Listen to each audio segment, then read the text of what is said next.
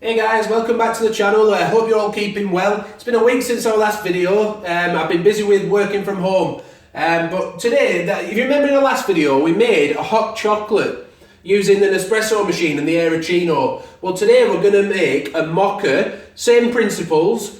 But today I've grated, you might remember last time I used blocks of chocolate in the cup and it took a little bit of a while to melt. So today I've grated the chocolate, roughly 30 grams. This is dark milk chocolate, but you can use whatever kind of chocolate you want, you know, whatever it appeals to your taste. But the basic principle is that we're going to put a shot of coffee into the grated chocolate and then top it up with the milk from our Aeroccino.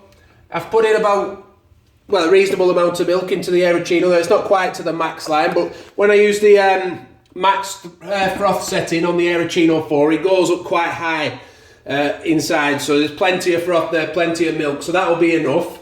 So I'm going to use the Chocolatino capsule, or Chocolatino from Nespresso. They use, on their website, they mention a recipe for a mocha, and I think they use a Levanto. I don't know why they do that when there's a chocolatey kind of capsule available, but we're going to use the Chocolatino capsule. So basically, I'll just get a teaspoon, 1 second. I made one of these earlier and it tasted really good. My wife wasn't sure about the kind of chocolate that I was using, but when she tasted it, she really liked it. So we'll just pour this shot of coffee in here now, and hopefully it'll melt a bit better because I've grated the chocolate. Actually, better just set that milk going as well.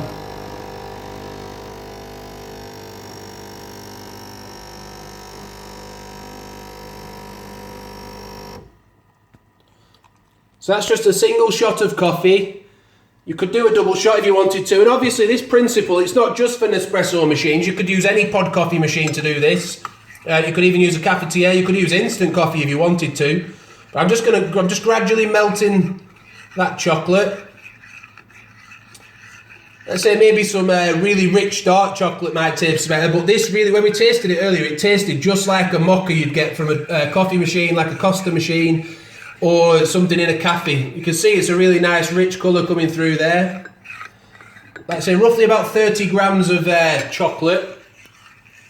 So this is my Aeroccino 4. If it's the first video you've watched of ours, then you may be interested to see a review of this. I'll link to that above now in a card. I'm not sure if they show up on phones, but hopefully that will show up for you.